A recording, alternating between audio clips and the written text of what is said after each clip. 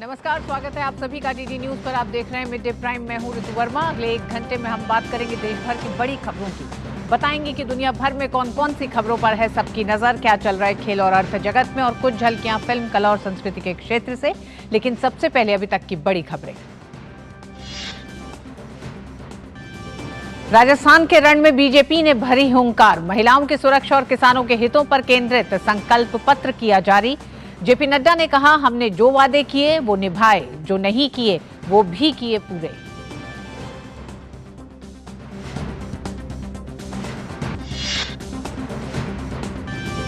मध्य प्रदेश की सभी 230 सीटों और छत्तीसगढ़ की बाकी 70 सीटों पर पोलिंग कल। चुनाव आयोग की तैयारियां पूरी। छत्तीसगढ़ की 20 सीटों पर पहले चरण में 7 नवंबर को डाले गए थे वोट।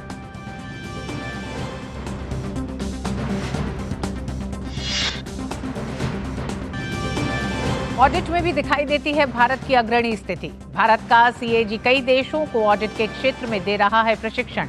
ऑडिट दिवस पर राष्ट्रपति द्रौपदी मुर्मू ने देश की उपलब्धियों को सराहा।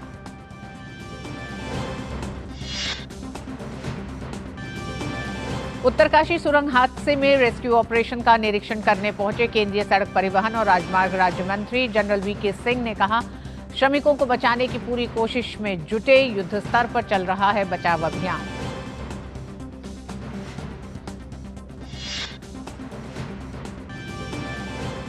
जकार्ता में आसियान रक्षा मंत्रियों की बैठक में रक्षा मंत्री राजनाथ सिंह ने लिया हिस्सा। वैश्विक शांति और स्थिरता के लिए संवाद और कूटनीति पर दिया जोर।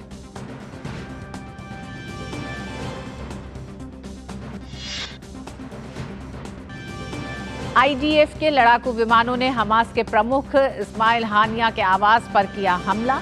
इजरायली रक्षा बलों की हमास को तबाह करने की कोशिश जारी।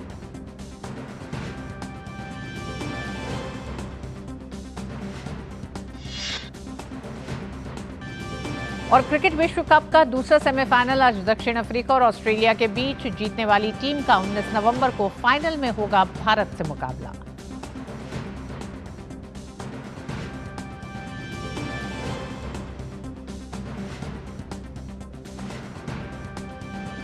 और सबसे पहले बड़ी खबरों में बात करेंगे चुनावी राज्यों की।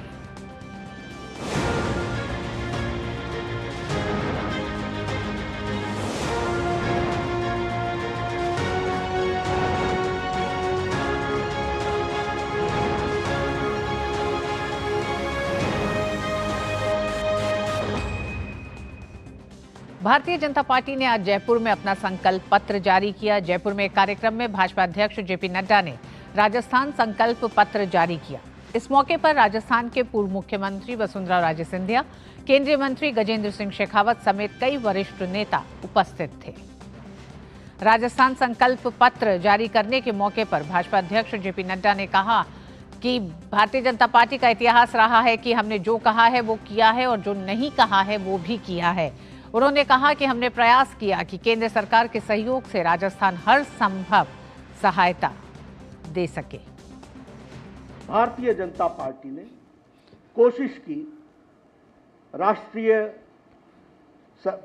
भारत की सरकार के द्वारा कि राजस्थान को जितना संभव हो सके उतना हम उसको मुख्य धारा में शामिल करें।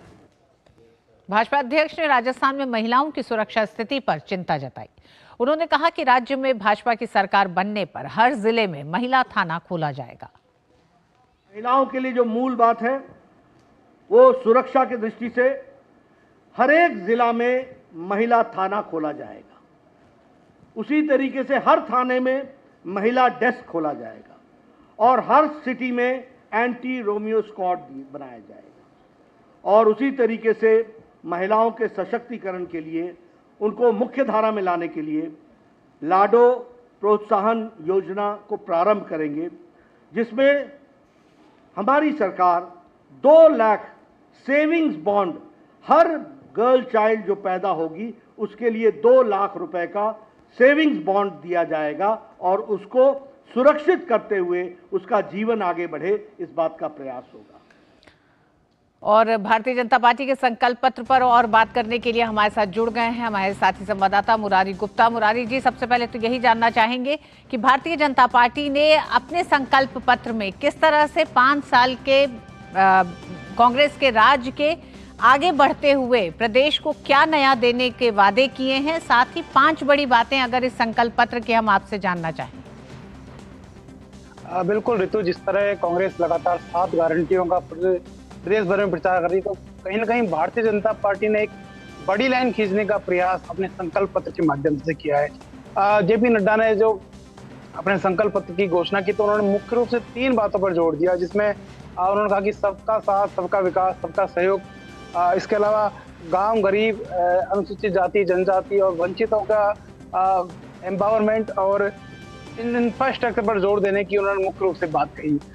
इसके साथ साथ चूंकि राजस्थान की अगर बात करें तो किसान, युवा, महिला लगातार जिस तरह भारतीय जनता पार्टी आरोप भी लगाती रही है कि ये लोग कांग्रेस की सरकार में इन लोगों का लगातार शोषण होता रहा है, तो इन्हीं को मद्देनजर रखते हुए जिस तरह किसानों के लिए उन्होंने गेहूं की खरीद 2700 रुपए करने की घोषणा की। और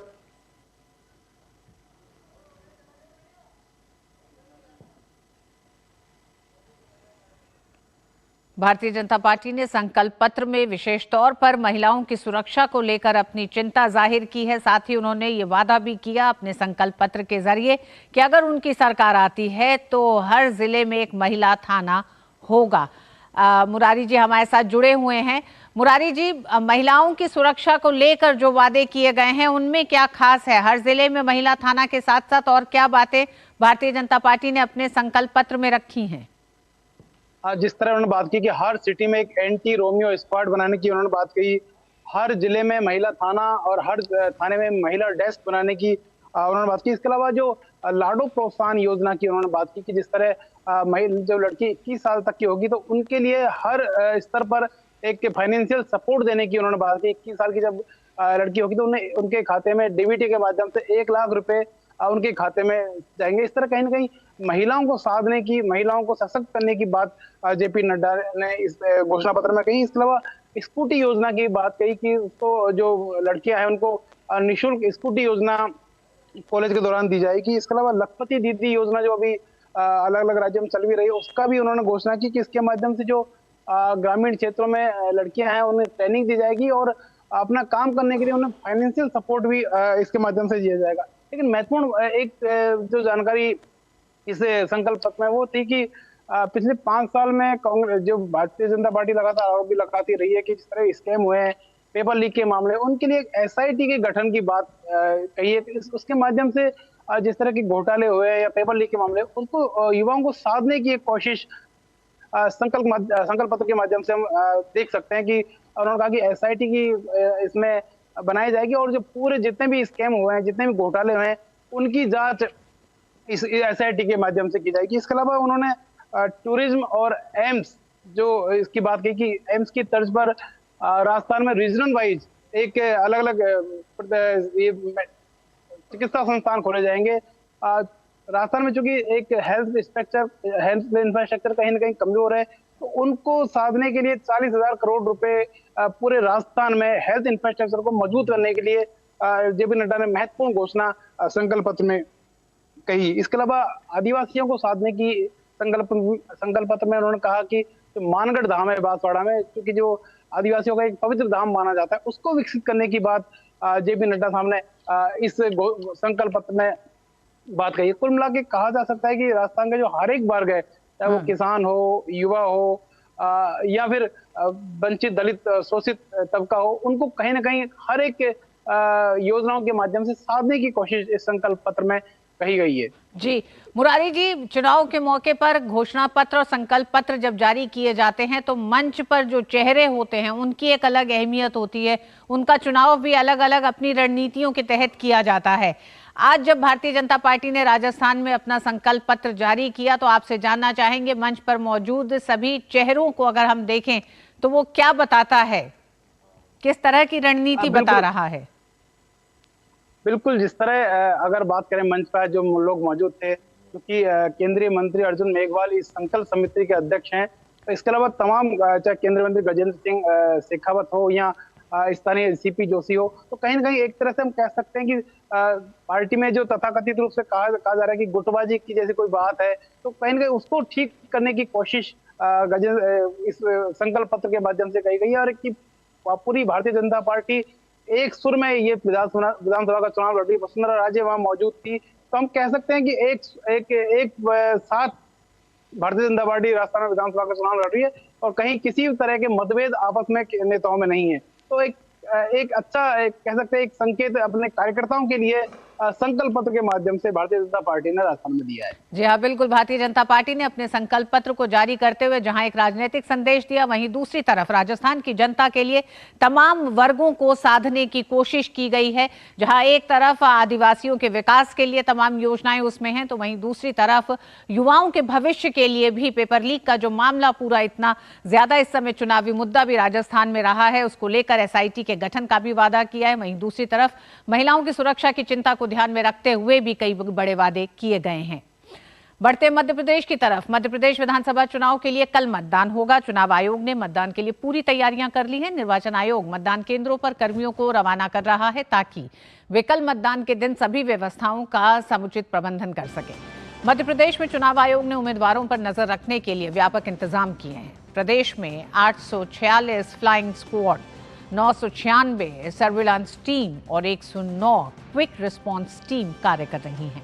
प्रदेश में कुल 376 अंतर्राज्यीय नाकों और 712 आंतरिक नाकों के जरिए निगरानी की जा रही है। मध्य प्रदेश में सभी 230 सीटों पर कल सुबह 7 बजे से शाम 6 बजे तक वोट डाले जाएंगे। नक्सलग्रस्त कुछ विधानसभा क्षेत्रों में मतदान 3 बजे तक होगा। और इंदौर से हमारे साथ जुड़ गए हमारे साथी संवाददाता चंद्रशेखर। सबसे पहले तो कल होने वाले मतदान की तैयारियों पर ही हम चाहेंगे कि एक विस्तार से आप बताएं कि किस तरह की तैयारियां हैं, क्या विशेष इंतजाम किए गए हैं, क्योंकि हम देखते हैं चुनाव आयोग हर राज्य में चुनाव के समय कुछ नए प्रयोग जरूर करता है। तो 24 से पहले क्या कुछ नए प्रयोग मध्य प्रदेश के चुनाव में भी कल वोटिंग का दिन है उसके लिए किए गए हैं क्या? बिल्कुल, आपने सही कहा ऋतु। और काफ़ी अलग इंतज़ाम देखने को मिल रहे हैं जो कि अभी तक देखने को शायद हमें नहीं मिले थे। इसमें पिंक बूथ तो हमेशा रहा करते थे और PWD बूथ तो होते ही थे, लेकिन साथ ही साथ युवाओं को रिझाने के लिए स्पेशल बूथ यहाँ पर बनाए गए हैं। इसके अलावा कुछ ऐसे बूथ बनाए गए हैं जो कि यहाँ के आर्ट एंड कल्चर को दिखाते हैं और दर्शाते हैं। और इसी प्रकार के कई ऐसे अभिनव प्रयास यहाँ पर किए गए हैं जिससे कि युवाओं को भी आकर्षित किया जा सके, महिलाओं को भी पोलिंग बूथ तक लाया जा सके और जो आदिवासी इलाके हैं जहां पर उन मतदाताओं को भी वहां तक लाया जा सके। कोशिश यही है कि जो प्रयास लगातार 1 महीने से चुनाव आयोग ने किए हैं लोगों को रिझाने के लिए ताकि वो आए मतदान केंद्रों तक, वो आ सकते हैं। पिछली बार तकरीबन 10,000 से ऐसे मतदान केंद्र थे जहां पर 65% चुनाव मतदान हुए थे, प्रतिशत रहा था। तो उनको 75% या उससे ऊपर तक लेकर आ सके वहां पर मतदान को, इसके लेकर के भी तैयारी यहाँ पर की गई हैं। तमाम ऐसे सभाएं की गई हैं, नुक्कड़ नाटक यहाँ पर किए गए। और एक विशेष बात यहाँ पर देखने को मिली ऋतु की, जो युवा हैं यानी कि 20 से जो फर्स्ट टाइम युवा हैं उनमें 20 लाख के ज़्यादा ऐसे युवा हैं जो कि पहली बार मतदान करेंगे। उनको लाने के लिए चुनाव मतदान केंद्र तक लाने के लिए भी उनके रिश्तेदारों से, उनके परिवार के जनों से बातचीत की जा रही है ताकि वो युवा यहाँ तक पहुँचें। इसके अलावा 8 लाख से ज़्यादा मजदूर जो हैं जो कि बुंदेलखंड के आसपास के इलाकों तक से बाहर के राज्यों में जाते हैं, उनको भी लाने की कोशिश यहाँ पर की गई है जो कि दिवाली के मौके पर यहाँ पर पहुँचे हों। और जो मध्य प्रदेश से सटे हुए जितने भी राज्य हैं यहाँ पर भी मुख्य निर्वाचन आयोग हैं या फिर यहाँ के जो जिला निर्वाचन आयुक्त हैं उन्होंने भी अपने अपने पत्र लिखे हैं इन राज्यों के पास कि वो अपने जो मजदूर यहाँ पर वोट डालने के लिए आ रहे हैं उनको वेतन उस समय अगर नहीं काटा जाए ताकि वो यहाँ पर आकर के वोटिंग कर सके।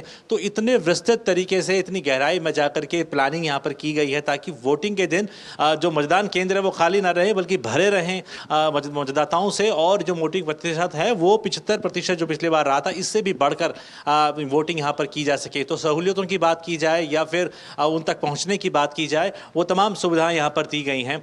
और यहाँ पर सुबह 4 बजे से ही जो है मतदान पेटियाँ जो हैं वो पोलिंग पार्टीज़ को दी जा रही थी और तकरीबन 64,000 से भी ज़्यादा जो पोलिंग बूथ है वहाँ पर वोट डाले जाएंगे। तो इनको ये तमाम जो तैयारियाँ हैं इसको न केवल हाईटेक किया गया है बल्कि ज़मीनी स्तर पर भी कोशिश की गई है कि जो मतदान है वो सुनिश्चित किया जा सके। जी चंद्रशेखर, तमाम चुनाव को कवर कर चुके हैं आप। मध्य प्रदेश का चुनाव इस बार खास कहा जा रहा है, जहां एक तरफ कांग्रेस के सामने अपने वर्चस्व को बचाने की चुनौती है तो भारतीय जनता पार्टी को सत्ता में वापसी की भी एक चुनौती है। किस तरह से इस चुनाव में कुछ नए मुद्दे रहे। जब हम यंग वोटर्स और फर्स्ट टाइम वोटर्स की बात करते हैं तो चुनाव प्रक्रिया के दौरान चुनावी मुद्दों के जरिए उनको आकर्षित करने के लिए राजनीतिक पार्टियों ने वो कौन से, एक तरह से कह सकते हैं, वो विकल्प भी अपनाए और वो तरीके अपनाए जिससे कि युवा आकर्षित हो। देखिए, जो चुनाव हैं वो अब एक हाईटेक चुनाव की तरफ बढ़ते हैं। डिजिटल चुनाव हो ज़्यादा हो गए हैं। व्हाट्सएप ग्रुप के ज़रिए या फिर फेसबुक के ज़रिए या फिर ट्विटर के ज़रिए, इंस्टाग्राम के ज़रिए, ये तमाम ऐसे तरीके हैं जो सोशल मीडिया के ज़रिए युवाओं तक पहुंचने की बात की जाती है। जैसे कि मैंने कहा कि मध्य प्रदेश में ही देखूँ तो 1,41 लाख से भी ऊपर युवा मतदाता हैं, जो कि ये 20 से 29 साल के बीच में आते हैं, और ये युवा सबसे ज़्यादा सोशल मीडिया का यूज़ करता है। तो जो भी पार्टियां हैं, चाहे बीजेपी हो, कांग्रेस हो, और कुछ ऐसे आंचलिक इलाके हैं जहां पर कि समाजवादी और बहुजन समाज पार्टी भी अपना दम जो है वो ठोक रही है यहां पर, तो उन्होंने भी ये कोशिश की है कि डिजिटल तरीके से चुनाव को लड़ा जा सके। इसके साथ साथ जो युवाओं के मुद्दे हैं, रोजगार को लेकर, शिक्षा को लेकर के, उन मुद्दों को भी उठाने का पुरजोर प्रयास किया जा सके। अपने घोषणा पत्रों में या संकल्प पत्रों में भी बीजेपी, कांग्रेस और तमाम पार्टियों ने उनको रखा है। लेकिन ये चुनाव इसलिए भी खास इसीलिए होता जा रहा है क्योंकि अब ये चुनाव हाईटेक और डिजिटलीकरण की तरफ बढ़ रहा है। तमाम युवाओं से हमारी ये बातें हुई, उन्होंने कहा हमारे पास समय इतना नहीं होता है कि हम रैलियों में जा सकें या जनसभाओं में जा सकें, लेकिन अगर मोबाइल पे ये चीज़ें आती हैं तो निश्चित तौर पर हम इसको रिएक्ट भी करते हैं और उस पर रिस्पॉन्स भी देने की कोशिश करते हैं। और जितने भी जो पार्टीज़ हैं उनके जो सोशल मीडिया जो हैंडल्स हैं उन पर हम जाने की कोशिश करते हैं और देखने की कोशिश करते हैं कि वो क्या वादे और क्या दावे उन तक लाने की कोशिश कर रहे हैं और वो कहाँ तक इसको निभाएंगे। शिक्षा, स्वास्थ्य निश्चित तौर पर एक बड़ा मुद्दा रहता है, यूनिवर्सिटीज़ का मुद्दा रहता है, या फिर जो बाहर से राज्यों में जाते हैं शिक्षा ग्रहण करने के लिए, वो सोचते हैं कि वो प्रवास ना करें बल्कि उनको आसपास के इलाकों में ही वो शिक्षा केंद्र वहाँ पर खुले जिससे कि वो अपने जीवन को आगे बढ़ा सकें। और दूसरी तरफ कांग्रेस की अगर हम बात करें तो वो लगातार एंटी इनकम्बेंसी को लेकर के बात कर रही है और बीजेपी की डबल इंजन सरकार को लेकर के जो फायदे हैं तमाम वो उनको गिना रही है। लाडली योजना यहाँ की एक बहुत ही फेमस योजना के तौर पर निकली है जिसमें बीजेपी को ये उम्मीद है कि जितनी महिलाओं को उसका फायदा हुआ है उसको वो बुराने की कोशिश कर रही है। तो दोनों ही पार्टियों के बीच में रशाकसी है। और मैं ये बताऊं ऋतु की पिछली बार जो 70 ऐसी सीटें थी जहां पर 5% का ये जीतने का जो मार्जिन था वो रहा था और जिसमें से 35 के करीब बीजेपी और 31 के करीब कांग्रेस उसमें सफल हुई थी। तो बहुत ये मार्जिन ऑफ एरर बहुत कम है दोनों पार्टियों के लिए कि वो ये किस प्रकार से जनता तक पहुंचती है। हालांकि अब प्रचार जो है वो थम चुका है और व्यक्तिगत प्रचार ही रह गया है। अब ये देखना है कि चुनाव आयोग की तैयारियां जिस प्रकार से की गई थी वो कल कितना जमीनी स्तर पर पहुंचती है और दोनों पार्टियां या फिर तमाम जितनी पार्टियां इस मैदान में थी रशाकसी कर रही थी वो मतदान केंद्र तक अपने वोटर्स को ला पाती है कि नहीं ला पाती है और नतीजा क्या होता है ये 3 दिसंबर को ही पता चलता है। जी हाँ, बिल्कुल। बहुत बहुत धन्यवाद चंद्रशेखर, विस्तार से विश्लेषण करने का, खासकर युवा वोटर्स को लेकर किस तरह से उनका रुझान है, क्या वो अपने लिए सोचते हैं इस पूरे चुनाव प्रचार में, और चुनाव आयोग तमाम प्रयास कर रहा है उनको बूथ तक लेके आने के लिए, और कई प्रयासों की आपने जानकारी भी दी। बहुत बहुत धन्यवाद चंद्रशेखर। और वक्त एक छोटे से ब्रेक का है। ब्रेक के बाद हम बात करेंगे छत्तीसगढ़ की। छत्तीसगढ़ में भी 70 सीटों पे कल होना है मतदान।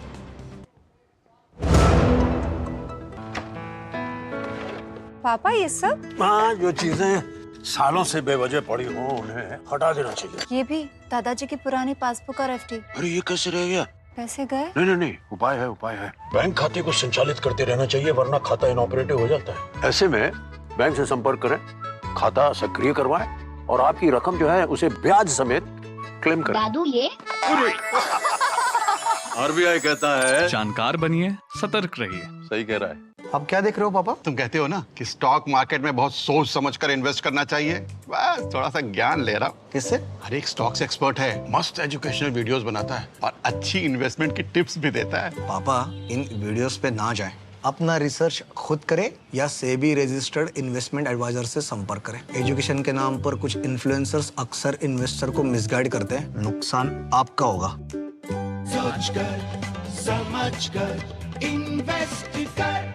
दादी, आज भी आपकी चाय की दुकान बंद थी? 1 महीने से बीमार हूँ, काम बंद और इलाज का खर्चा अलग। आयुष्मान कार्ड नहीं बनवाया? नाम सुना है, कहाँ बनवाना है, कैसे बनवाना है, इस उम्र में भाग दौड़। कार्ड अभी बन जाएगा। आयुष्मान ऐप पर जाकर अपना या परिवार के सदस्य का नाम लाभार्थी सूची में ढूंढें, आधार, OTP या फेस ऑथ द्वारा ऑथेंटिकेट करें, डिटेल्स भरें, अब मोबाइल से फोटो खींचकर अपलोड करें। बन गया। अब ठीक होकर अपने हाथ की चाय पिला दो। और एक प्रकार से PM जय अब गरीबों की जय बन गई है। 5 लाख तक के मुफ्त उपचार की गारंटी, स्वास्थ्य का वरदान आयुष्मान। और बात हो रही थी चुनावी राज्यों की, अब बात करेंगे छत्तीसगढ़ की। छत्तीसगढ़ में विधानसभा चुनाव के दूसरे चरण के लिए कल मतदान होगा। दूसरे चरण की 70 सीटों पर वोट डाले जाएंगे।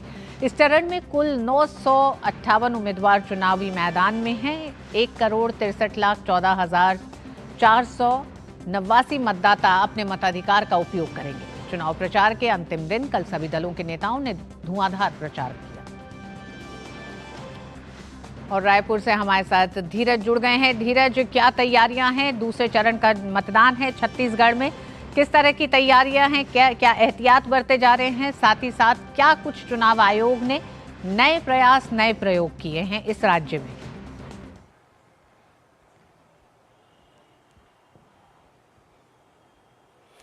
बिल्कुल आपने सही कहा। अगर हम छत्तीसगढ़ के विधानसभा चुनाव की बात करें तो दूसरे चरण के मतदान में 70 विधानसभा सीटें हैं और 70 विधानसभा सीटों के लिए कुल मिलाकर 18,833 मतदान केंद्र बनाए गए हैं। सुरक्षा व्यवस्था की जो पुख्ता इंतजाम किए गए हैं, क्योंकि 70 विधानसभा सीट में कई ऐसे सीट हैं जो कि अति संवेदनशील हैं, जहां की चुनाव कराना एक बड़ी चुनौती रही है।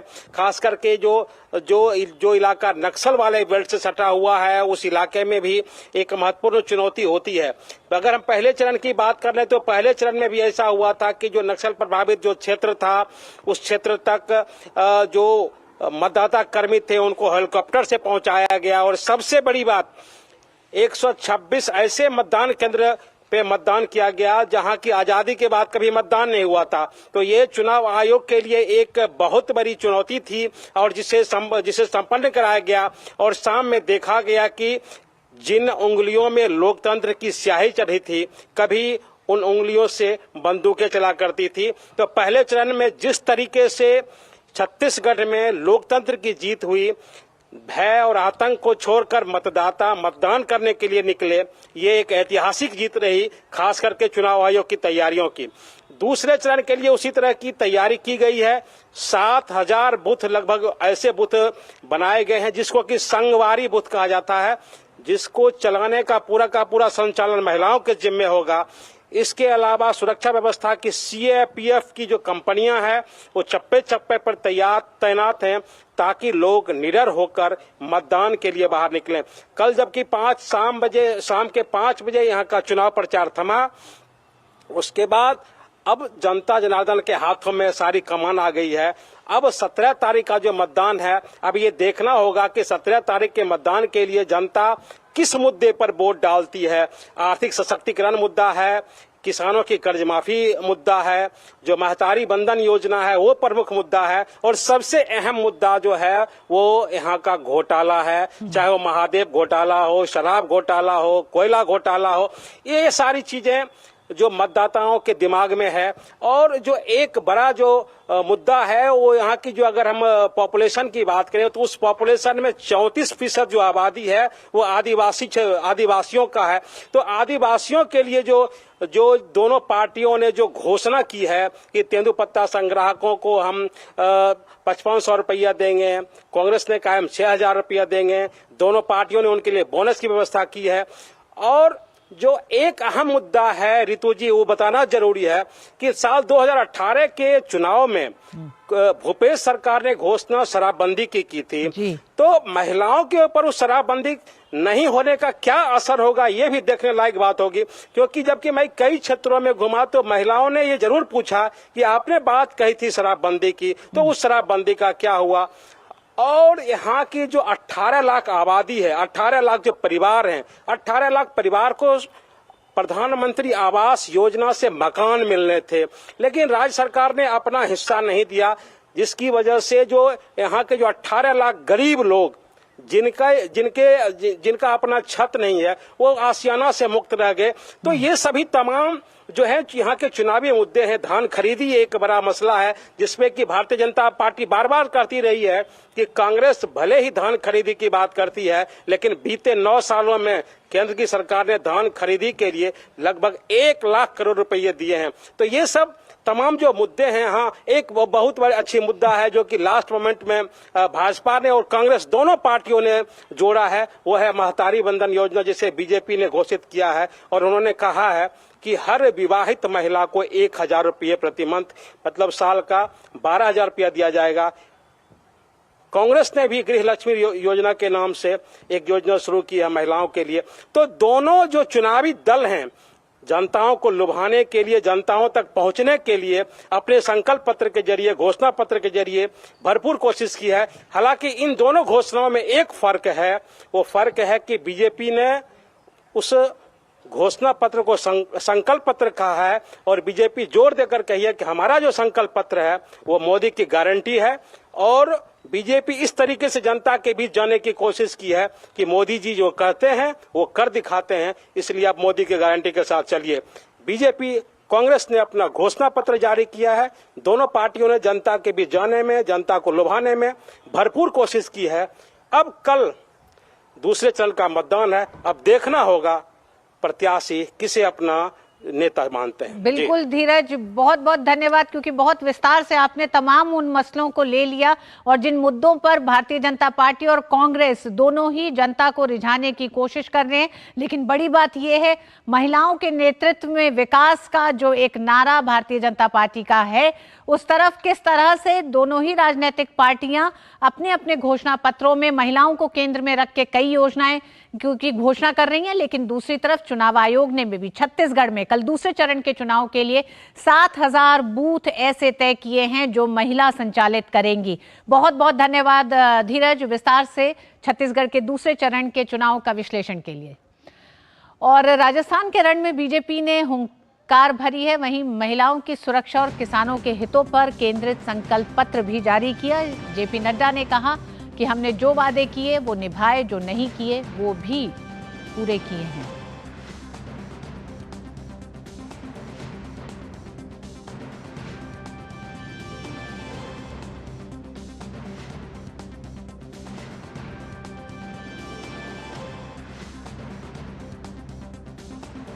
मध्य प्रदेश की सभी 230 सीटों और छत्तीसगढ़ की बाकी 70 सीटों पर पोलिंग कल। चुनाव आयोग की तैयारियां पूरी।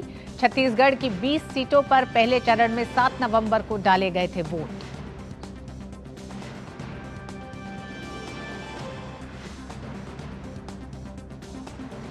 ऑडिट में भी दिखाई देती है भारत की अग्रणी स्थिति। भारत का सीएजी कई देशों को ऑडिट के क्षेत्र में दे रहा है प्रशिक्षण। ऑडिट दिवस पर राष्ट्रपति द्रौपदी मुर्मू ने देश की उपलब्धियों को सराहा।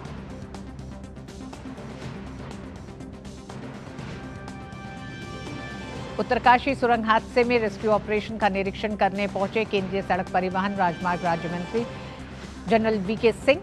कहा, श्रमिकों को बचाने की पूरी कोशिश में जुटे, युद्ध स्तर पर चल रहा है बचाव अभियान।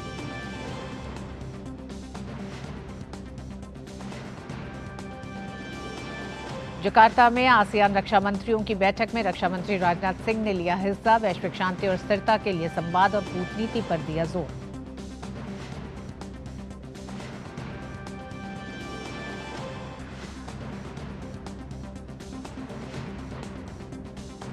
आईडीएफ के लड़ाकू विमानों ने हमास के प्रमुख इस्माइल हानिया के आवास पर किया हमला। इजरायली रक्षा बलों की हमास को तबाह करने की कोशिश जारी।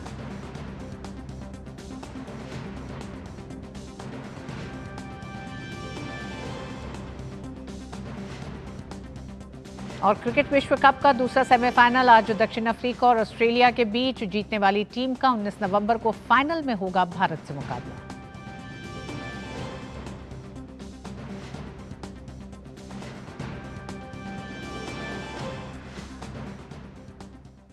देश के चुनावी राज्यों से जुड़ी तमाम बड़ी खबरों को आपने देखा। वक्त एक छोटे से ब्रेक का है। ब्रेक के बाद होंगी कुछ और खबरें। आप देखते रहिए डीडी न्यूज। तुम्हें पता है इन्वेस्टर्स के लिए एक इन्वेस्टर प्रोटेक्शन फंड होता है IPF। लेकिन अगर तुम्हारा ट्रेड एक्सचेंज पर एग्जीक्यूट नहीं हुआ या फिर कोई गारंटीड रिटर्न्स वाली स्कीम है तो ये IPF आपकी मदद नहीं कर सकता है। और अगर आपका ब्रोकर ही डिफॉल्टर बन जाए तो फिर IPF आपको कॉम्पेंसेशन दिला सकता है। कहाँ से सीखा? NSE की साइट पर। सोचकर समझकर इन्वेस्ट कर। और दूसरे चरण के मतदान से पहले छत्तीसगढ़ के दुर्ग जिले में क्या है आम लोगों का सियासी मिजाज, जानने के लिए वहां प्रसिद्ध मिठाई की दुकान में आम जनता से बात की हमारे सहयोगी धीरज कुमार।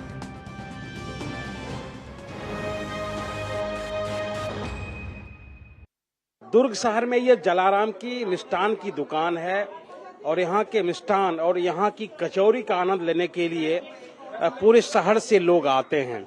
और जो लोग आए हैं उनसे हम आज बात करने की कोशिश करेंगे। हम लोग मिष्ठान की दुकान पे हैं। कितने मिठास है यहाँ के चुनाव में? 5 साल तक आप एक और ब्रिज नहीं बना पाए।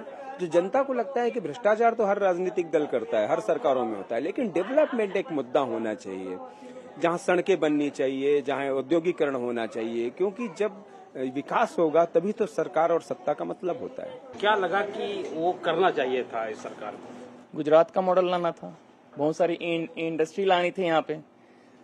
आप सिर्फ फोकट में चावल दे रहे हो, ये कर रहे हो, वो कर रहे हो, बट लोगों को जॉब चाहिए। यहाँ पे कोई बड़ी बड़ी इंडस्ट्री लानी थी, जैसे अहमदाबाद में हुआ।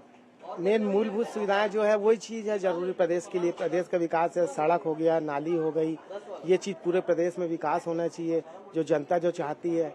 मैं चाहती हूँ कि छत्तीसगढ़ में इंग्लिश मीडियम स्कूल का और ज्यादा अपडेट हो और गर्ल्स को सिक्योरिटी मिले। जो अभी बहुत ज्यादा गर्ल्स के साथ ऐसे रेप हो रहा है, बहुत ज्यादा ऐसी सारी चीजें हो रही है, मैं चाहती हूँ कि वो कम हो। काम भी हुआ है पर छूट भी गया, ऐसा नहीं बोल सकते कि बहुत सा काम हो गया। रोड की हालत इंटीरियर में भी खराब है, बाहर तो अच्छी बनी है हाईवे पर अंदर में रोड की हालत बहुत खराब है। राज्य में 17 नवंबर को दूसरे चरण का मतदान है, तो लोगों के दिमाग में, जनता जनार्दन के दिमाग में कई सवाल हैं। कई ऐसे भी सवाल हैं जो बीते 5 सालों में छूट गए और कई ऐसे भी सवाल हैं जो अगले 5 सालों के लिए जिन्हें जिंदा रखा जा रहा है, जिसके बारे में राजनीतिक दल घोषणाएं कर रहे हैं। अब ये जनता को तय करना है कि वे किस दल के प्रत्याशी को अपना उम्मीदवार चुनती है या किसके सर पे राज तिलक सजता है। कैमरामैन उत्तम सिंह के साथ धीरज कुमार, DD न्यूज, दुर्ग।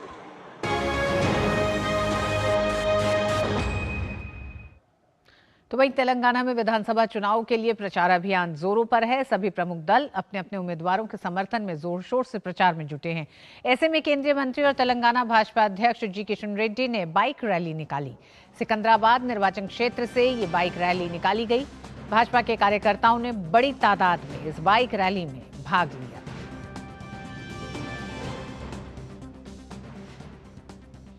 उत्तराखंड में सिकव्यारा टनल में फंसे मजदूरों को निकालने का प्रयास लगातार जारी है। केंद्रीय नागर विमानन, सड़क परिवहन, राजमार्ग राज्य मंत्री जनरल VK सिंह ने सिकव्यारा पहुंचकर टनल में फंसे मजदूरों को निकालने के लिए चल रहे रेस्क्यू ऑपरेशन का निरीक्षण किया। जनरल VK सिंह ने अधिकारियों के साथ बैठक कर रेस्क्यू अभियान की समीक्षा की।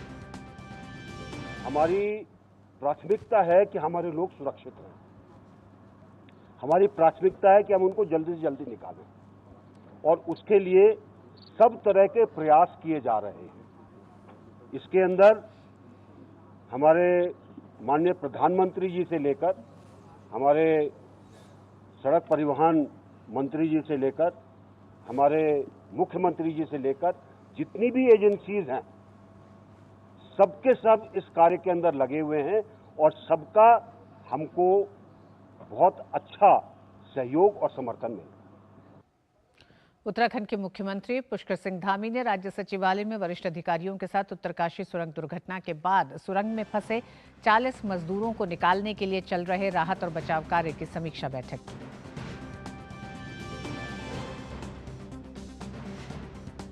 और उत्तरकाशी से इस घटना पे और अपडेट के लिए हमारे साथ जुड़ गए ओपी यादव। ओपी, अभी क्या लेटेस्ट अपडेट आपके पास है इस पूरी घटना के सिलसिले में?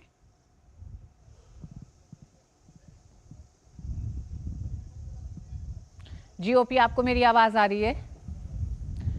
ओपी, क्या अपडेट है इस पूरी घटना में रेस्क्यू ऑपरेशन को लेकर? राष्ट्रीय राजमार्ग पर सिलक्यारा जो टनल बन रही थी बीते 4.5 साल से इसका काम चल रहा था। 4.5 साल से इसका काम चल रहा था। जी आज केंद्रीय मंत्री वीके सिंह यहाँ पहुंचे थे। उन्होंने स्थिति का जायजा लिया और टनल में पहुंचकर जो टेक्निकल एक्सपर्ट्स हैं उनके साथ वो अंदर गए और जो पीड़ित हैं, जो फंसे हुए हैं नागरिक, उनसे उन्होंने संवाद भी किया और उनके कुशलक्षेम पूछी और केंद्र की तरफ से हर तरह की मदद का आश्वासन दिया। केंद्रीय मंत्री ने कहा कि जब से घटना घटी है तब से प्रधानमंत्री नरेंद्र मोदी और केंद्रीय गृह मंत्री लगातार राज्य के मुख्यमंत्री से संवाद बनाए हुए हैं और यही वजह कि जब पुरानी जो मशीनें पहले यहाँ काम कर रही थी वो काम करना बंद कर दी तो नई मशीनें अमेरिकन टेक्नोलॉजी की यहाँ लाई गई और C-130 हरकुलस विमान के जरिए इनको न केवल यहाँ लैंडिंग किया गया बल्कि पूरी रात इनको इंस्टॉलेशन करने में लग गया और सुबह तकरीबन 11 बजे जब ये मशीनें काम करने लगी तो लोगों में खुशी की लहर दौड़ पड़ी कि निश्चित तौर पर जो फंसे हुए मजदूर हैं उनको समय पर निकाल लिया जाएगा। जब मंत्री खुद वहां टनल में पहुंचे और उन्होंने जो मजदूरों से बात की तो उससे उनको भी विश्वास हुआ कि निश्चित तौर पर काम में न केवल तेजी आई है बल्कि अब आगे ये प्रगति पर भी है।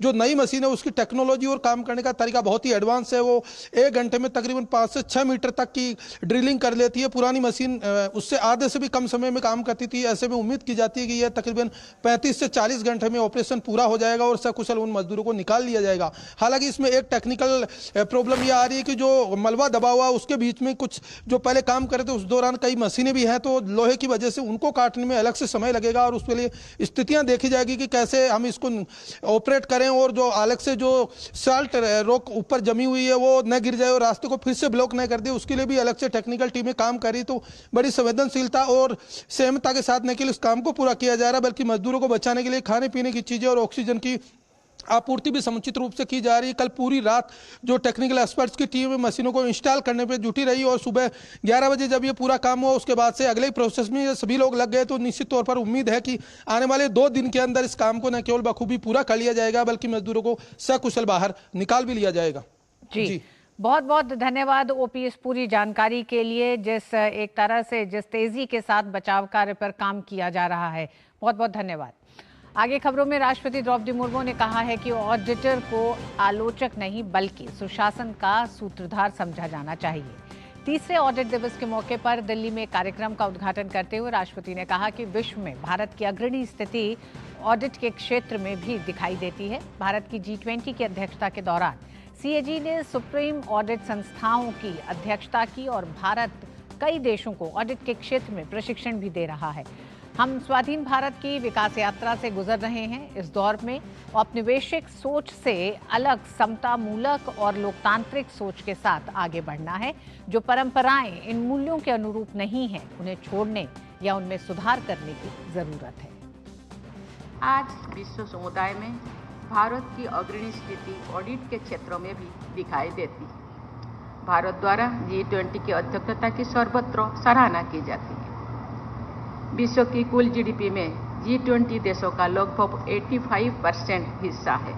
इसलिए G20 देशों में फाइनेंशियल प्रोप्राइटी तथा सुशासन को और सुदृढ़ बनाने को विश्वव्यापी लाभ होगा। भारत द्वारा G20 की अध्यक्षता के दौरान भारत के CNAG श्री गिरीश चंद्र मुर्मू जी ने G20 देशों के सुप्रीम ऑडिट इंस्टीट्यूशंस की अध्यक्षता की। भारत द्वारा SAI-20 की अध्यक्षता के दौरान ब्लू इकोनॉमी और रेस्पॉन्सिबल आर्टिफिशियल इंटेलिजेंस के मुद्दों पर जोर दिया जाना, भविष्य के बारे में रोड मैप तैयार करना अच्छी प्रयास है। रक्षा मंत्री राजनाथ सिंह ने इंडोनेशिया के जकार्ता में 10वीं आसियान रक्षा मंत्रियों की बैठक प्लस में भाग लिया। अपने संबोधन में उन्होंने आसियान की केंद्रीयता की पुष्टि की और बातचीत और सर्वसम्मति को बढ़ावा देने में इसकी भूमिका की सराहना की। उन्होंने समुद्र के कानून पर संयुक्त राष्ट्र कन्वेंशन 1982 सहित अंतर्राष्ट्रीय कानूनों के अनुसार अंतर्राष्ट्रीय जल में नेविगेशन, ओवरफ्लाइट और निर्बाध वैध वाणिज्य की स्वतंत्रता के लिए भारत की प्रतिबद्धता दोहराई। राजनाथ सिंह ने भारत आसियान गतिविधियों में आसियान सदस्य देशों की उत्साहपूर्ण भागीदारी की सराहना की, विशेष रूप से संयुक्त राष्ट्र शांति अभियानों में महिलाओं के लिए पहल और समुद्री प्लास्टिक प्रदूषण प्रतिक्रिया के लिए पहल की।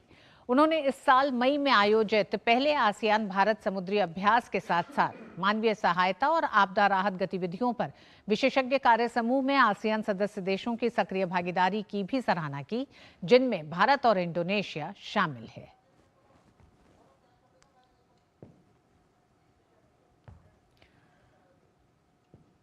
राष्ट्र विरोधी गतिविधियों के मामले में फंसे वेबसाइट न्यूज क्लिक के संस्थापक प्रबीर पुरकायस के खिलाफ कार्रवाई चल रही है। इसी बीच प्रवर्तन निदेशालय ने इस मामले में पूछताछ के लिए अमेरिकी करोड़पति नेविल रॉय सिंघम को समन जारी किया है। ईडी सूत्रों से मिली जानकारी के मुताबिक न्यूज क्लिक को फंडिंग मामले में पूछताछ के लिए समन जारी किया गया है। द न्यूयॉर्क टाइम्स की एक जांच रिपोर्ट के अनुसार उन्होंने न्यूज क्लिक को लाखों डॉलर की फंडिंग की। नेविल रॉय सिंघम एक अमेरिकी व्यवसायी और सामाजिक कार्यकर्ता हैं। वह थॉटवर्क्स के संस्थापक और पूर्व अध्यक्ष भी हैं। ये कंपनी कस्टम सॉफ्टवेयर टूल और परामर्श सेवाएं प्रदान करती है। सिंघम पर विभिन्न संस्थाओं को फंडिंग करने का आरोप है। ये संस्थान चीन के विचारों को बढ़ावा देते हैं। वहीं उइगर नरसंहार को झूठ बताते हैं। वो चीनी पार्टी का मुखर समर्थक भी रह चुके हैं। न्यूयॉर्क टाइम्स की रिपोर्ट के अनुसार सिंघम के नेटवर्क ने दिल्ली स्थित समाचार वेबसाइट न्यूज क्लिक को फंड दिया है। रिपोर्ट में कहा गया है कि न्यूज क्लिक को 38 करोड़ रुपए की फंडिंग की गई। दावा किया गया है कि सिंघम चीनी कम्युनिस्ट पार्टी के लिए काम करते हैं। जानकारी के मुताबिक वो चीन के शंघाई में रहते हैं। और मिड डे प्राइम में वक्त एक छोटे से ब्रेक का है। ब्रेक के बाद होंगी खेल जगत से खबरें। पता है इन्वेस्टर्स के लिए कि इन्वेस्टर प्रोटेक्शन फंड होता है IPF, लेकिन अगर तुम्हारा ट्रेड एक्सचेंज पर एग्जीक्यूट नहीं हुआ या फिर कोई गारंटीड रिटर्न्स वाली स्कीम है तो ये IPF आपकी मदद नहीं कर सकता है। और अगर आपका ब्रोकर ही डिफॉल्टर बन जाए तो फिर IPF आपको कॉम्पेंसेशन दिला सकता है। कहाँ से सीखा? NSE की साइट पर। सोच कर समझ कर इन्वेस्ट कर। और मिड डे प्राइम में आइए अब देखते हैं खेल जगत से जुड़ी कुछ खबरें।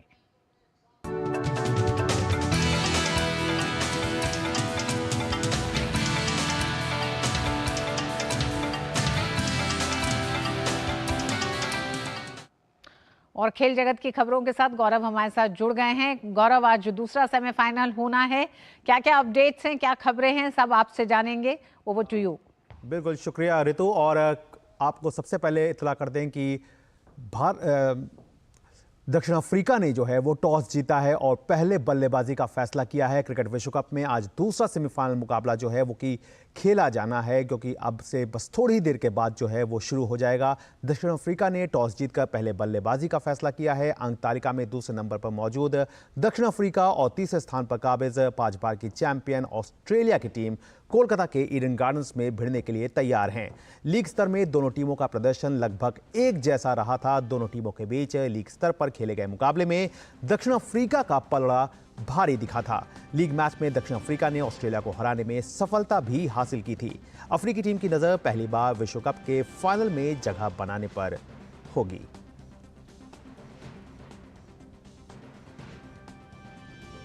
और इससे पहले कल खेले गए पहले सेमीफाइनल में भारत ने न्यूजीलैंड को 70 रन से हराकर आईसीसी विश्व कप के फाइनल में जगह बना ली। इस जीत के साथ ही टीम इंडिया तीसरी बार विश्व खिताब जीतने से अब केवल एक कदम दूर है। पहले बल्लेबाजी करते हुए भारत ने 398 रन का लक्ष्य रखा था न्यूजीलैंड के सामने, जिसके जवाब में कीवी टीम 48.5 ओवर में 327 रन पर ऑल आउट हो गई। मोहम्मद शमी ने 7 विकेट लेकर टीम की जीत में अहम भूमिका निभाई। बल्लेबाजी में कोहली और श्रेयस अय्यर ने शतक लगाए। तो बहरहाल आज जो बड़ा मुकाबला है, दूसरा सेमीफाइनल मुकाबला है, ये मुकाबला है ऑस्ट्रेलिया और साउथ अफ्रीका के बीच, जिसके लिए हमारे संवाददाता अनिल थॉमस जो हैं वो कोलकाता के ईडन गार्डन से जुड़ चुके हैं। अनिल, आपका बहुत बहुत स्वागत है। और किस तरह का एक माहौल है कोलकाता में इस मुकाबले को लेकर के, क्योंकि भारत जो है वो फाइनल में पहुंच चुका है, लेकिन अब कोलकाता वासी जो हैं वो किस टीम को फेवर करते हुए दिख रहे हैं, सबसे पहला ये सवाल। और दूसरा ये कि क्या साउथ अफ्रीका के सामने वो 83 का जो स्कोर है वो क्या उनके माइंड में है? बिल्कुल गौरव, ईडन गार्डन्स की खास बात यह है कि भले ही कोई भी टीम खेले, ईडन गार्डन्स अपने पूरे जोश और जज्बे के साथ फैंस मैदान पर ज़रूर दिखते हैं।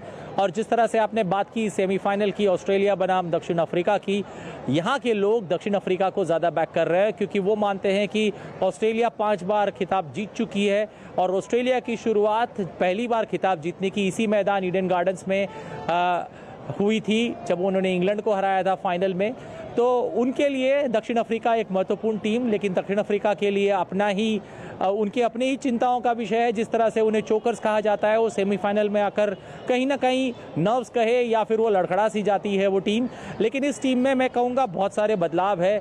वो खिलाड़ी नहीं, मेरे हिसाब से 1 या 2 खिलाड़ी हैं जो सेमीफाइनल में हारे थे। तो ऐसे में एक नई टीम है और इस टीम में जो ऊर्जा और जो विश्वास है कि वो इस पड़ाव को पार कर सकते हैं और या फिर इस विश्व कप को जीत सकते हैं, वो उम्दा है। कप्तान ने उसका जिक्र किया था और मैं कहूँगा यहाँ अगर इंद्र देवता ने बाधा नहीं डाली तो एक ज़बरदस्त खेल का मौका हमें देखने को मिलेगा। ईडन गार्डन्स की विकेट इस पूरे विश्व कप में बल्लेबाजों के हित में रही है, तो इसका मतलब है कि एक बड़ा स्कोर हमें यहाँ देखने को मिलेगा। बिल्कुल अनिल, साउथ अफ्रीका के इस फैसले को किस तरह से देखते हैं आप, जिस तरह से उन्होंने टॉस जीत करके बैटिंग को प्रेफर किया है? क्योंकि हमने देखा है कि पिछला जो उनका रिकॉर्ड रहा है चेज में, वो कहीं ना कहीं थोड़े से अपने आप को कमजोर पा रहे हैं। तो एक सही फैसला मानते हैं टेम्बा बेबूमा का? मेरे हिसाब से देखिए, इस विकेट को हमें देखना नहीं हो, इस विकेट को हमें ज़रूर देखना होगा। सेमीफाइनल में कोई भी टीम बल्लेबाजी करने के आइडिया से ही उतरती है, क्योंकि ये जो विकेट है, अगर वानखेड़े की विकेट की बात करें या फिर ईडन गार्डन्स की विकेट की बात करें, दूसरे हाफ में मैं कहूँगा करीब 20 ओवर तक गेंद में ज़रूर कुछ गेंद या फिर जो गेंद है वाइड बॉल, वो जरूर मददगार है गेंदबाजों के लिए। तो ऐसे में फायदा जरूर उठा सकती है जो टीम दूसरी फील्ड। जी, जाहिर तौर पर ये मुकाबला काफ़ी रोमांचक होने वाला है। बहरहाल आपने तमाम जानकारी दी, इसके लिए आपका बहुत बहुत शुक्रिया। तो वाकई एक बड़ा मुकाबला है, क्योंकि यहाँ से जो टीम जीतेगी वो 19 नवंबर को अहमदाबाद में भारत के सामने होगी। तो ऋतु, ये थी खेल जगत से जुड़ी हुई तमाम खबरें, लेकिन वापस एक बार फिर से आपके पास। जी हाँ गौरव, बहुत बहुत धन्यवाद गौरव इन तमाम खबरों के लिए। और दूसरा सेमीफाइनल भी दिलचस्प होने जा रहा है, अब से थोड़ी देर में शुरू होगा, जिसमें साउथ अफ्रीका ने टॉस जीता है और वो ऑस्ट्रेलिया के खिलाफ बैटिंग करेगी।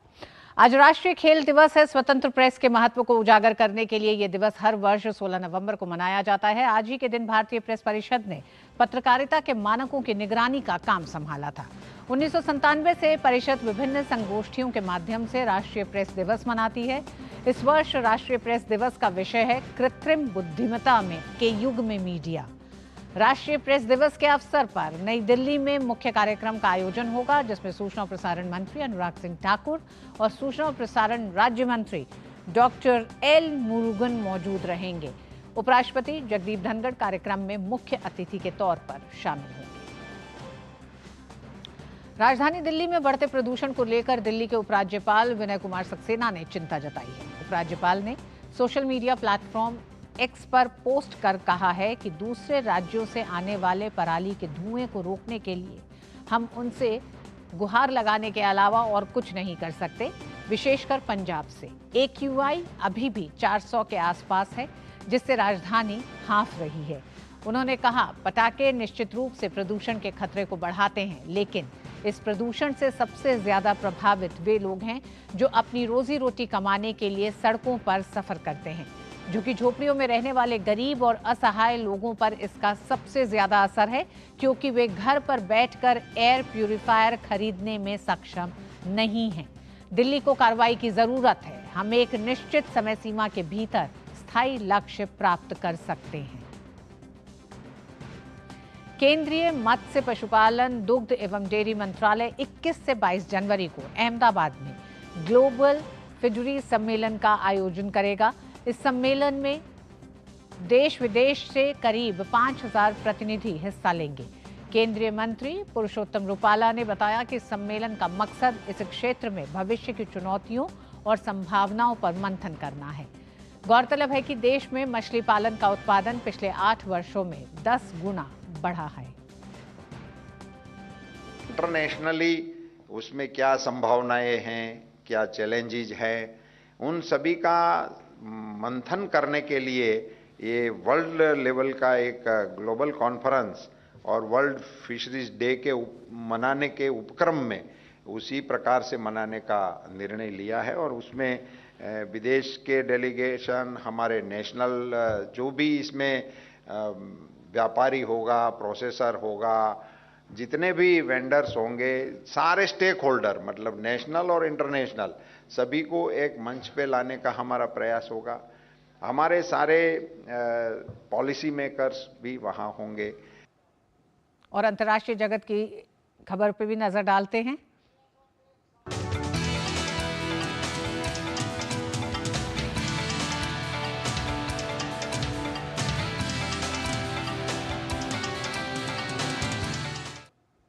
आईजीएफ के लड़ाकू विमानों ने हमास के राजनीतिक ब्यूरो के प्रमुख इस्माइल हानिया के आवास पर हमला किया है।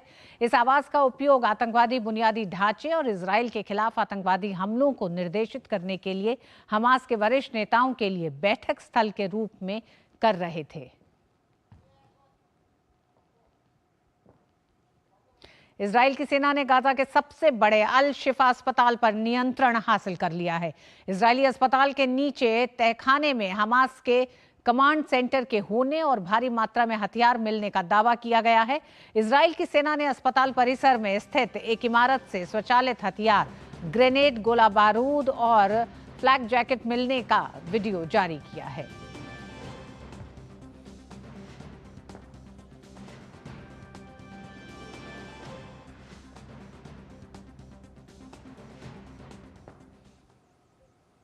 और मिड डे प्राइम में आज बस इतना ही। हमें दीजिए अनुमति। नमस्कार।